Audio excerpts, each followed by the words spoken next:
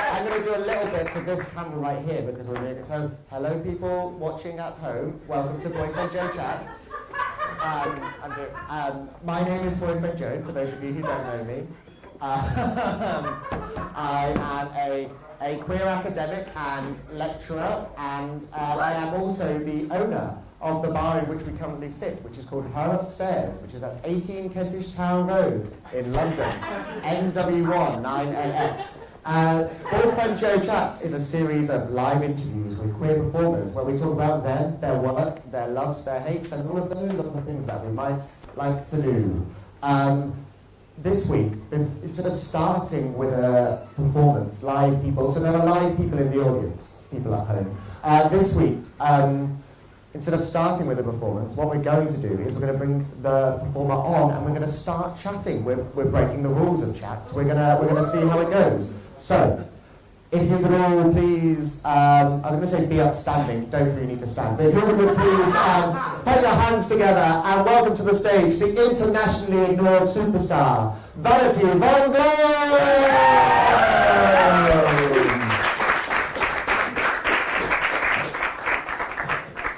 Hello. She's here. I think that's your one. I don't need to look directly down the lens of the camera though, because the people at home are unlikely to have sex with me this evening. Okay, well it's good to know that you've already got a motive for this evening. They're already ready to go. So, I thought I would get started. Do you want to, have you got to? I do, and in fact it's so conveniently placed. Oh yes, so I just pop it on the floor. A bottle of one's own. Does this count as product placement? Can we get... I don't think anyone gives a... We would swear, I think. It's alright, I've often thought that at some point in my career I will be asked to be the face of an alcoholic beverage. I don't think it will necessarily be Disaronno. What do you think it will be? I don't know, but I know that I'm a fan of drinks that come in phallic bottles, so it wouldn't particularly be Disaronno. It would probably be like a discount vodka. Oh yeah, Tesco's own? Yeah, but we would rebrand it as VVG vodka. VVG vodka? Oh, quite a bit of thought. Through VVG vodka, yes, very nice. Yes. Okay, well, good indeed. Cheers. Cheers. We're just going to say the silence and drink. So, yes, I'm glad we did this. Yeah. Vanity von Glow! So, I'm going to get my notebook out. I'm going to look at my notebook. Well, you've got a brand new notebook today because this one is full. So you do spoil us. I know. So, my first question is written down. Tell me about yourself. Now, I knew that this evening would be challenging in a variety of ways, but principally because I'm not really prone often to talk at length about anything, least of all myself. Okay, well, you just give it a go. Well, I'm an internationally ignored superstar, but I also know that what will be most interesting for everyone sitting here tonight is that you will also get to see a little bit of the schizophrenic personality disorder that I obviously have as a performer. So I'll probably have to answer questions on behalf of a young man called Tom at various points. And he's not an international superstar, as I am. He's just a cunt. That's all.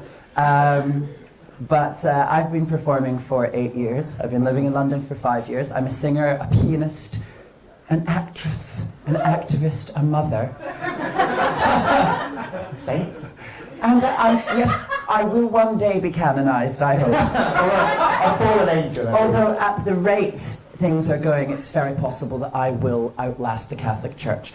So, we'll see. Well, I mean, okay, well that's a pretty comprehensive answer. So then for people who don't know you as a performer, which I'm assuming is, it might not be anyone in this room, it could be any of the thousands of people currently watching at home. Like, how would you describe yourself as a performer? Oh, absolutely fascinating. By the way, we were keeping an eye on the live stream just before we went live, and the team at Celebro, who are filming us tonight, said there are 100 people just waiting for the stream to go live, and then Wesley took his phone out and went, "Oh no, it's down to 2."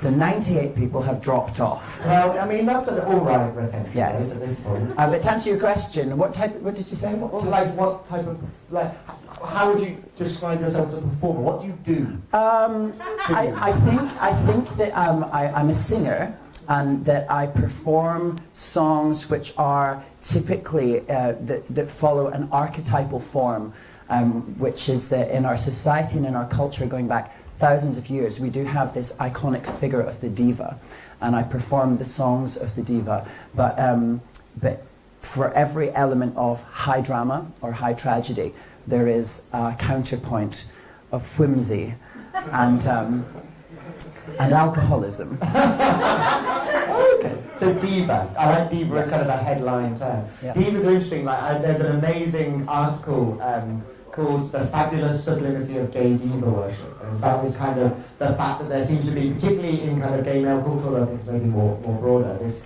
like real love and desire of divas, starting from opera divas and sopranos, going all the way through to kind of Judy and Liza and all of these people, and then arguably sort of more contemporary performers like Beyonce. There's this kind of love and kind of affection for divas, but there's also something tragic about them.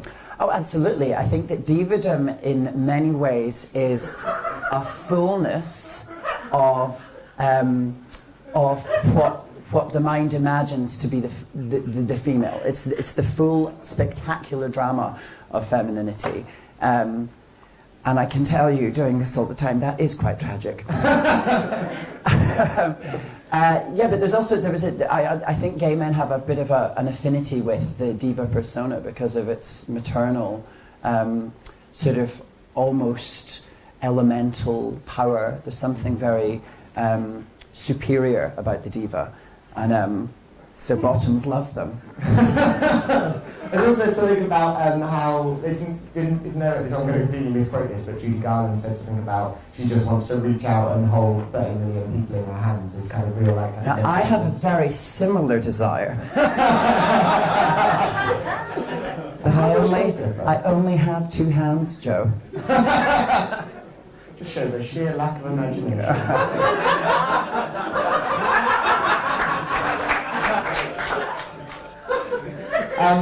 Okay, is there a strange sound coming through? Am I hearing things? Okay, I'm hearing things, it's fine. So, we've done these two, okay, so then, why do you perform it? Because I'm just wondering, not as in why bother? More as in what is it that makes you, is there kind of, what's the impulse to get on stage and do shit? There's a sort of, I think there is within psychology an understanding that there's something about the human mind that believes that truth is important. There's been a philosophical and moral case for that throughout history. And I think through performance we have an opportunity to speak a truth about the human experience. Obviously for example, Galway, Ireland, straight male playing guitar, his truthful experience is going to be very different from the truthful experience of Tom, devilishly handsome gay man from rural Scotland, living in London performing the West End. There's a complete disparity of emotional truth there, and for me it's important to, I think it might be my mic that's a bit funny, by the way.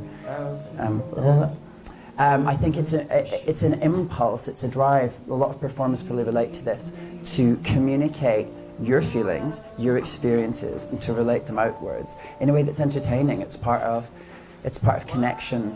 It's part of. I mean, Sharon Stone once said, which I think she may have stolen from the Dalai Lama, that everything that we do, even the negative things that we do in life, are attempts at.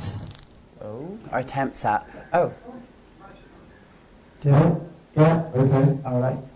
Are attempts at an expression of love, an attempt to drive connection. And so performing is just a way of doing that. Okay. I think that's where it comes from. That's really interesting. I think, I guess maybe I'm a bit suspicious of the idea of Sharon Stone. Sharon Stone. I mean, who is? But more or less, we should the idea of truthfulness. Because truthfulness for me, and I've been weirdly working in a actor training setting for a while. for a little bit, and a lot of the conversations around acting are about finding truth and authenticity, and part of me goes, like, first of all, how do we kind of account for that? And also then, does that not kind of but feel a little bit essentialist, like there's some kind of inner being that is true that we know that we can then draw out? Only if you think that truth must stand completely on its own and the artifice doesn't belong next to it. So I think it's every bit as important to accept that in the human experience and in our emotional experiences, we must accept the truth with the non-truth. So also I think that to be authentic is different from being truthful in some ways as well.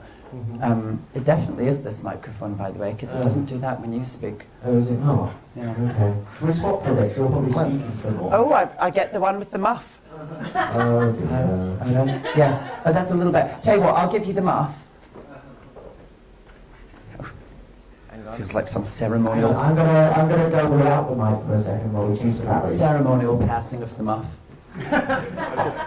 Oh, it happens at She in Soho.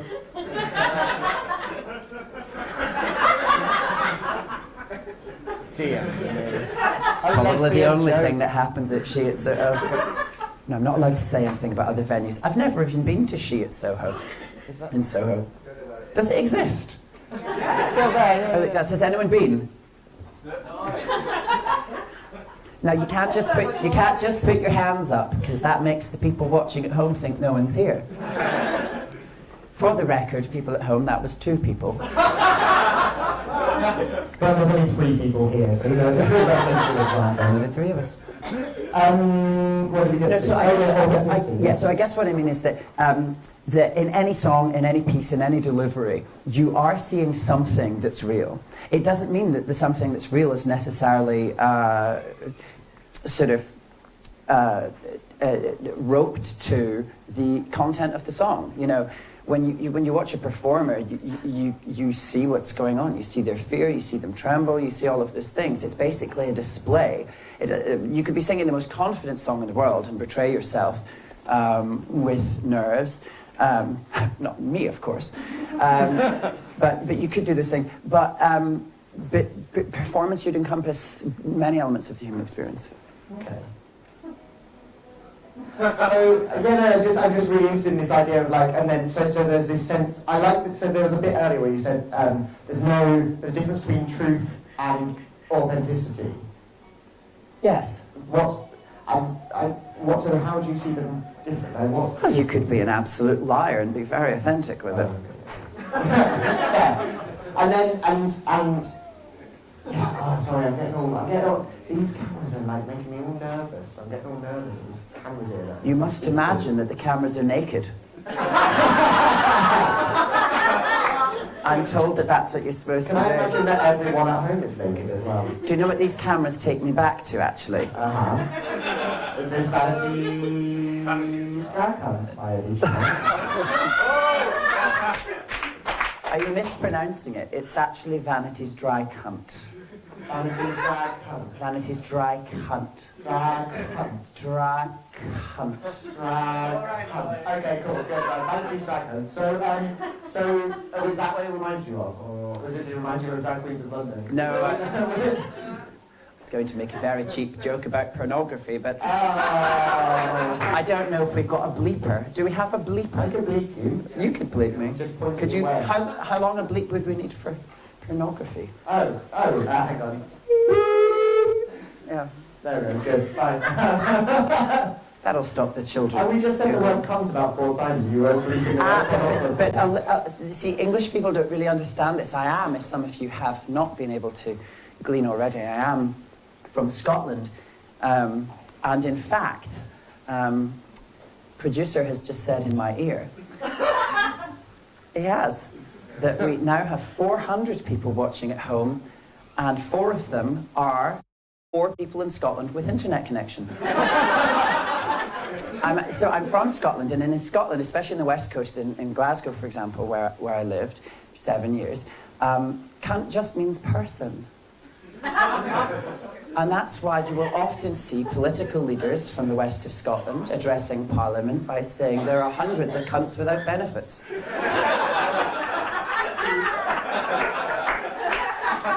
You watch Mary Black. Okay. Oh, well, that makes me feel better about the fact that we've got the words. Exactly. In fact, what we're utilising dialect. Yeah. And I just was... There's probably an Arts Council funding for that. Utilising... Yes. Utilising dialect. Yes. Yeah, so we'll make a proposal. That'll be great. So then, how did you get started? So you said you've been there for 8 years. Yes, I did.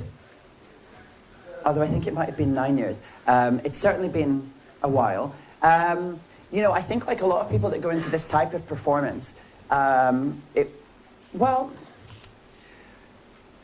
do you know what? It started as a Halloween costume. And it didn't look like this. What did it look like? Like a Halloween costume. Okay. Like a horror movie. A budget horror movie. A student budget horror movie. Oh, like Vanity von Glow then. Yeah. Exactly that. Sorry, it was too easy. So essentially, I felt dissatisfied. I grew up, I think, like a lot of... my friend Tom grew up dissatisfied with the spectrum in which it was acceptable to express gender. And so, as a performer, I was always interested in the performance of gender in a theatrical way. So I always kind of knew that when I became an actor, I would be Meryl Streep, or I would be Julianne Moore. And so when it came to me, there was a Halloween coming up, I had friends who were drag performers. I was kind of aware that I wanted the opportunity to explore gender through performance. Daniel Lismore, I was having a conversation with last week, said that when you're dressed in an exorbitant way, which I suppose in a way anybody of one gender dressed as the other is, then you actually become the audience. You know, people think you're the performance, but you're actually watching everybody around you. So when I was in Glasgow and I used to walk across the Albert Bridge, across the River Clyde,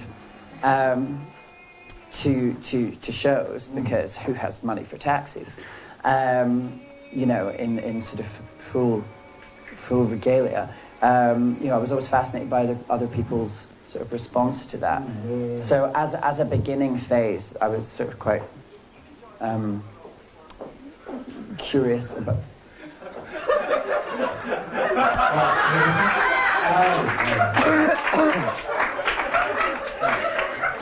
The people at home, maybe Laura's just walked in. Who let her in? We don't have a door policy, unfortunately. There's no one on the door. Well, it'll be about 5 minutes before she tries to shove me under a piece of heavyweight furniture.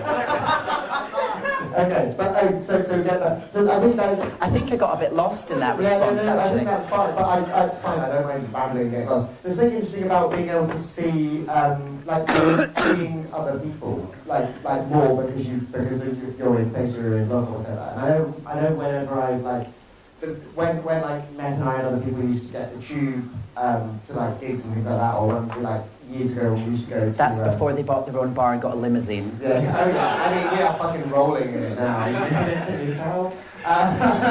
Look at all the fringe. But we like, I remember that I was always hyper aware of being like, particularly as the one who wasn't in a look, like with these people who were... No, Joe, that's not entirely fair. This is a look. It's a look, yeah. But like, and having these, but being hyper aware of how visible we were, but seeming like they weren't, or at least they were sort of like, so that was kind of warping in some sense, and I was hyper aware of the people looking at people staring at people who might shout, and I was on edge. But you see, there's something interesting that this was like a way of you seeing it. Yes, and I was always torn between, as I think we all often are, between our enormous... So certainly in the beginning that was kind of interesting. But I also felt that there was a hole within where, remembering that when I started doing drag 9 years ago or 8 years ago, this was before it was essentially a cultural trend. And so I think that that I went into it without there being a guarantee of being embraced into a community. There was no such community in Glasgow. There were 2 drag queens. While they were friends of mine and I respect them, I didn't idolize them. So what I wanted to do as a performer in drag was more about my desire to perform as female than it was to prescribe to a set of rules about what drag was. If I'd grown up in Brighton and I wanted to be a drag queen, I could surely be guaranteed that I'd have then become best friends with Lola Lasagna and Miss Jason and then all of these people. There was no social element to my desire to take up the sequin gown, as it were. It was really driven by what I perceived to be this hole in, there's a whole type of spectacular woman that our society idolizes, the Elizabeth Hurley type persona, of this beautiful, ridiculous and profoundly untalented woman, but who is essentially a genetic celebrity from her beauty, whose gracefulness and whose femininity is undeniable. And I find that very interesting, and I find it very interesting to explore that. And I didn't feel that should necessarily be monopolized by women, so I wanted to perform in that way. It was only really after I'd been doing it for about 2 years that it was, well, actually almost coincided with the what's that show that you will watch from America? Drag Race. That one. It was only about 2 years after that it sort of started to become a cohesive, in our country, became a cohesive interest for people of my age group. Interesting, comprehensive answer as well. I have one more question, and then we should have you perform, and we should take a break so people do get in. It's one of the serious questions I have on this side of the How serious? She's gonna die on stage. We're gonna be famous. No, it's actually it's not. It's one of the ones. So this side of the page are the important questions. This side of the page are the ones, the filler ones. So a filler question: shag, marry, kill. Silver Summers. Bag of chips.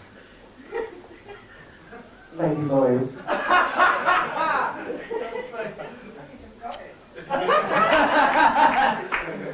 Right.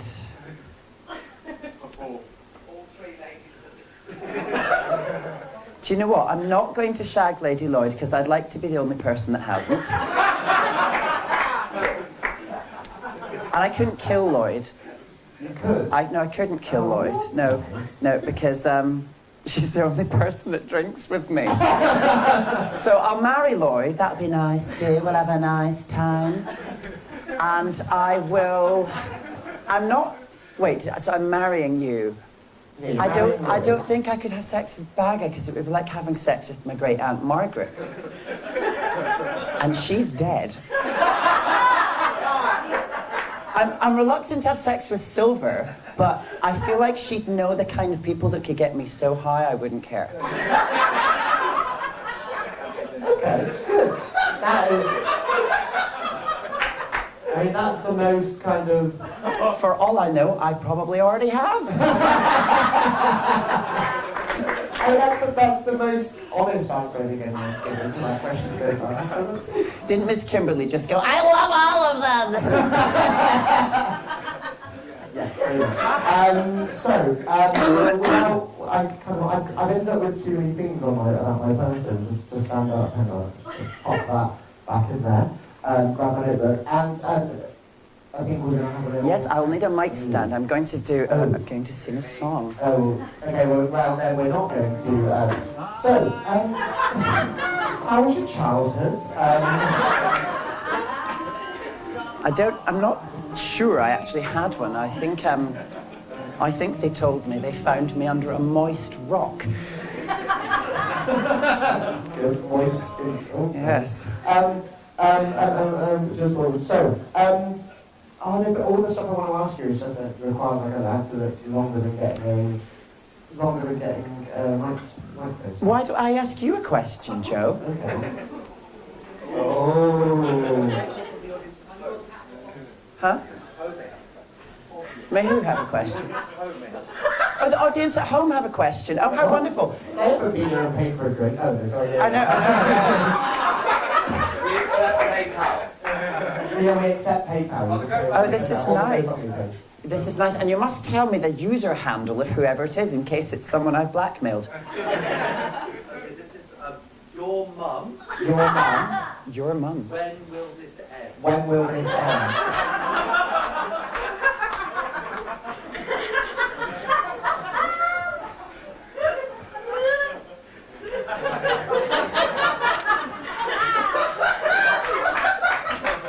It'll end when you get your own bar, bitch. Yay! Do you want to? No, I don't have an answer for that. Okay, cool. No. I mean, Is it your actual mother? She's dead. She's sorry. Sorry, I just invalidated her existence. okay, so we have a mic stand. Do you need it? I'll hold it in the middle. Thank you very much, Joe. And I would like to then welcome to the standing version of being on the stage I know. for our first performance of the evening, the wonderful Vanity von Glow. This, I was going to introduce it, George.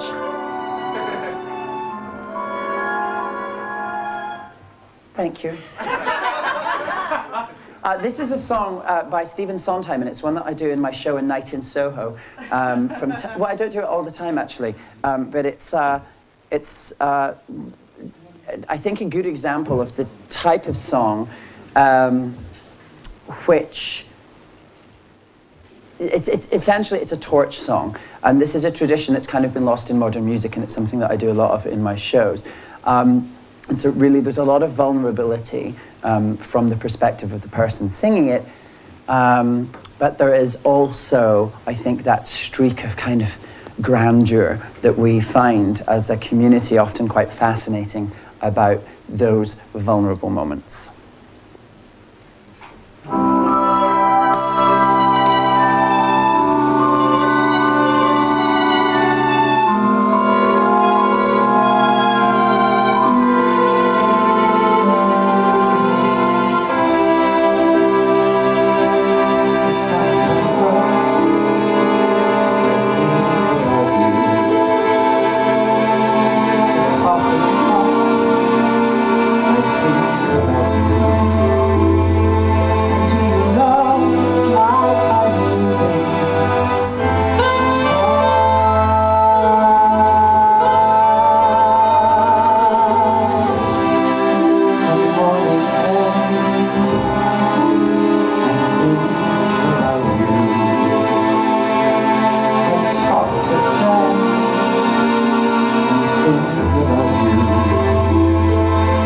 Do they know it's like I'm losing my mind?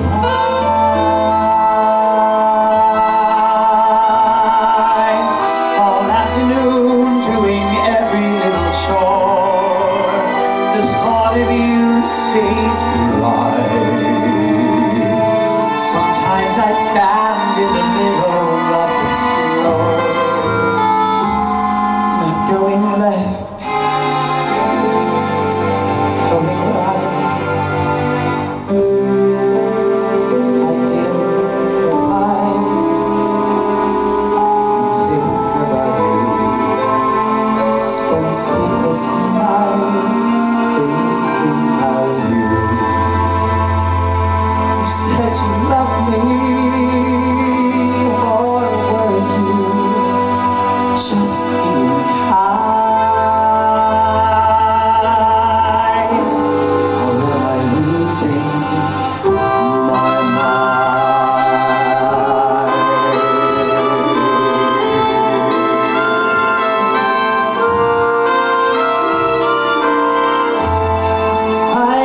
You so it's like I'm losing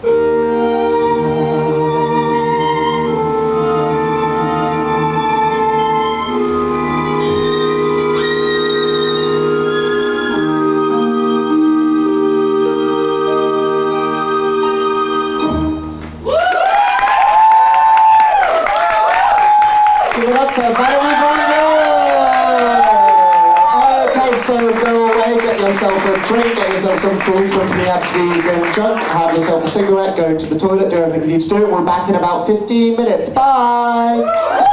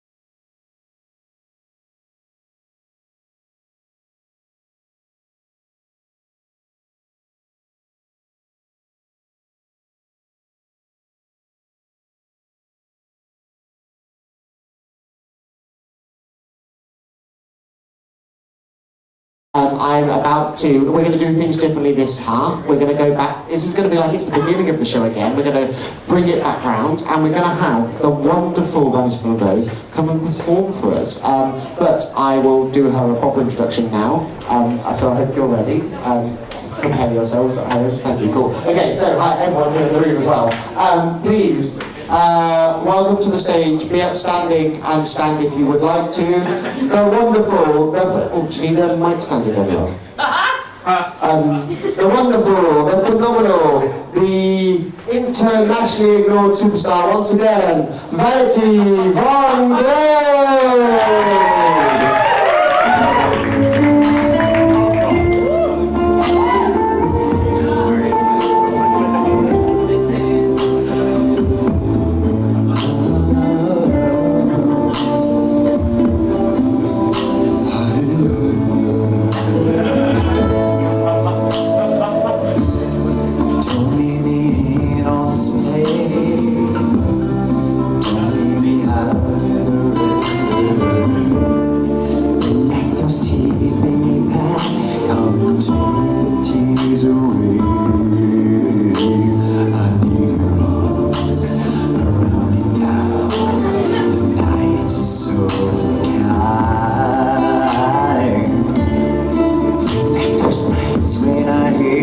Beside me, unbreak my heart, say you love me again, undo the hurt you caused when you walked out the door, you were out of life, uncry these tears, cry so many nights.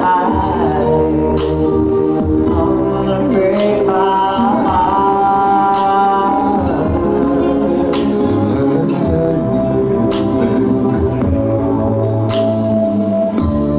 Take back that sad goodbye. Bring back the joy to my life. Bring back those nights, baby, back. Come and kiss the pain away.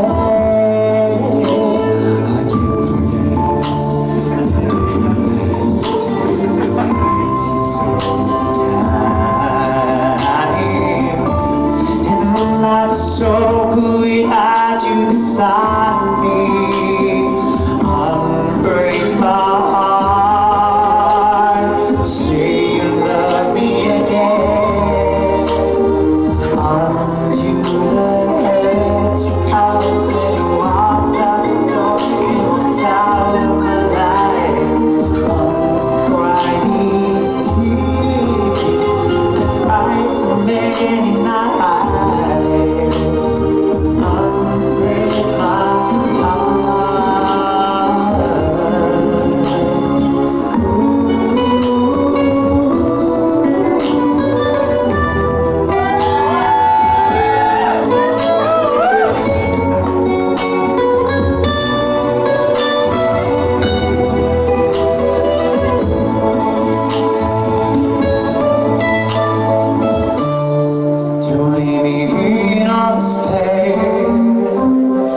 Don't leave me out in the rain. Bring back those nights when I held you beside me. Unbreak my heart. Say you love me again. Undo the hurt you caused. You walked out the door and walked out of my life. Uncry these tears. I cried so many nights.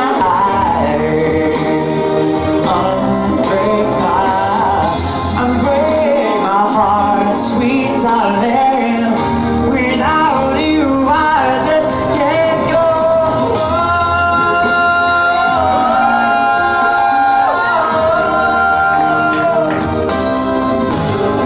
Say what you love me, say what you love me, say what you love me. Unbreak my heart. Say what you love me, sweet darling. Uncry these tears. Say what that you love me, say that you love me. I break my heart.